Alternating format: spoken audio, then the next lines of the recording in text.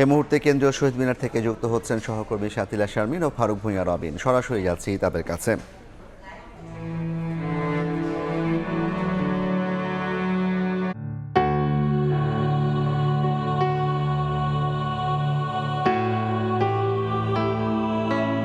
যখন আসে তখন আমরা দেখতে পাচ্ছি যে শহীদ মিনারে শ্রদ্ধা জানানোর যে আয়োজন শহীদদের প্রতি, তার আয়োজনটা ভেঙেছে।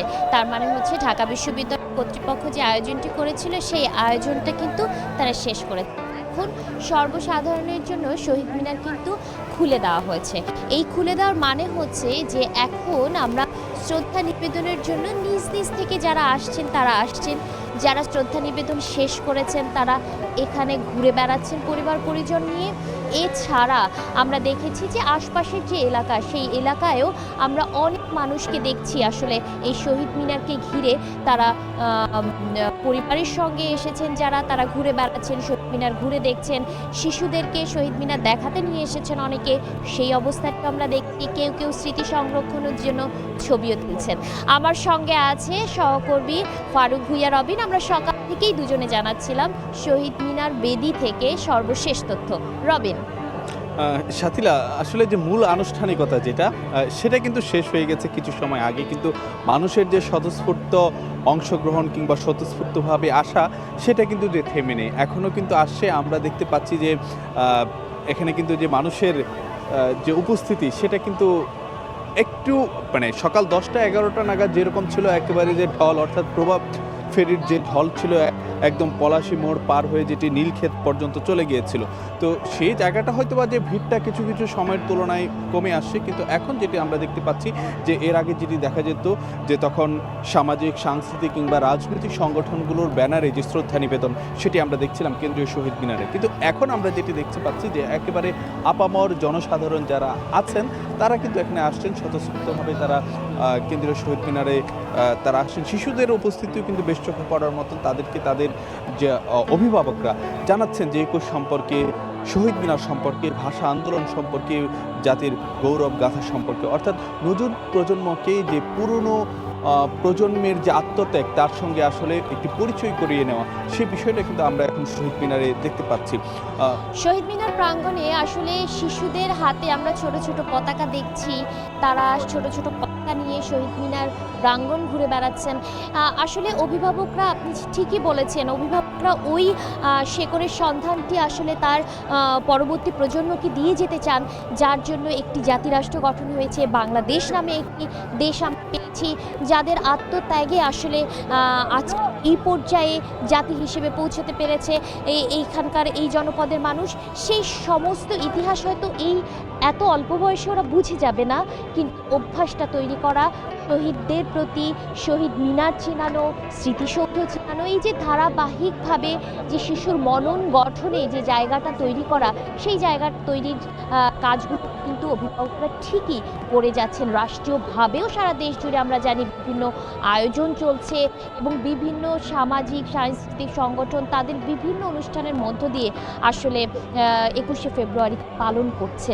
না, আসলে 21-এর কথা যদি বলতে হয়, 21 কিন্তু আমাদের জাতির জন্য লড়াই বলি, প্রতিবাদ বলি, আন্দোলন বলি, জেগে ওঠা বলি কিংবা অর্জন বলি, সব কিছুর পেছনে এটি অনুপ্রেরণা হিসেবে কাজ করে। এই সব বলাই হয়ে থাকে 21 মানে হার না মানা, মাথা নত না করা।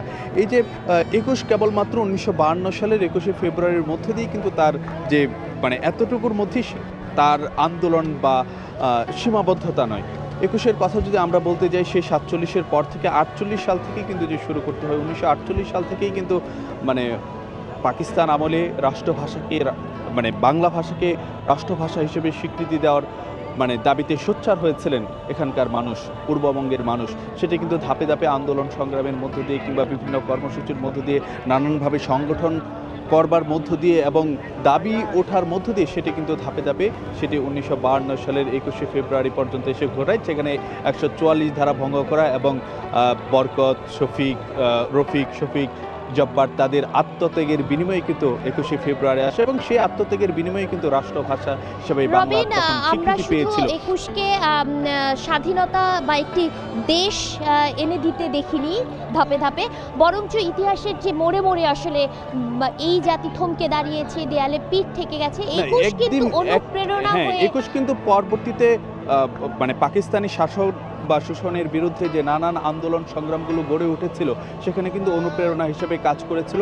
বাঙালি জাতীয়তাবাদের একটি উন্মেষ বলা হয়ে থাকে ভাষা আন্দোলন, সেখান থেকে ধাপে ধাপে বিভিন্ন আন্দোলন সংগ্রামের মধ্য দিয়ে 71-এর মুক্তিযুদ্ধ এসেছিল এবং তার মধ্য দিয়ে কিন্তু যে একটি স্বাধীন ভূখণ্ড আমরা পেয়েছি, বাংলাদেশ রাষ্ট্র রবিন, ফিরে অভ্যুদয় যেতে চাই হয়েছে। আজকের উদযাপনের দিকে, কারণ আজকে ভোর দিনটি যখন শুরু হয়েছে তার রাতের প্রথম প্রহরে 12টার ঠিক পরপরই রাষ্ট্রপতি মোহাম্মদ শাহাবুদ্দিন আসলে এখানে ফুল দিয়ে শ্রদ্ধা জানিয়েছেন। এরপর প্রধানমন্ত্রী শ্রদ্ধা নিবেদন করেছেন এবং রাষ্ট্রীয় আচার যে রয়েছে সেই আচারের মধ্য দিয়ে আসলে সমস্ত আচারের পরে সর্বসাধারণের জন্য এই শহীদ মিনার প্রাঙ্গণ খুলে দেওয়া হয় এবং ভোরের আলো ফোটার সঙ্গে সঙ্গে আমরা হাজারো মানুষকে এখানে শ্রদ্ধা নিবেদন করতে দেখেছি।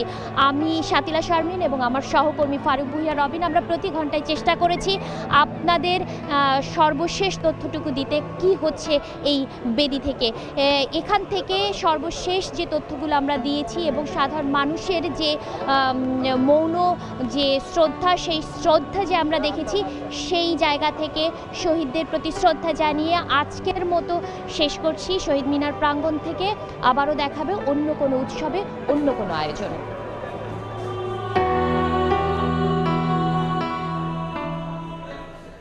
সরাসরি যুক্ত ছিলাম কেন্দ্রীয় শহীদ মিনার প্রাঙ্গণ থেকে। ভাষা শহীদদের প্রতি কেন্দ্রীয় শহীদ মিনারে শ্রদ্ধা জানিয়েছেন বিরোধী দলীয় নেতা ও জামায়াত ইসলামের আমির ডাক্তার শফিকুর রহমান।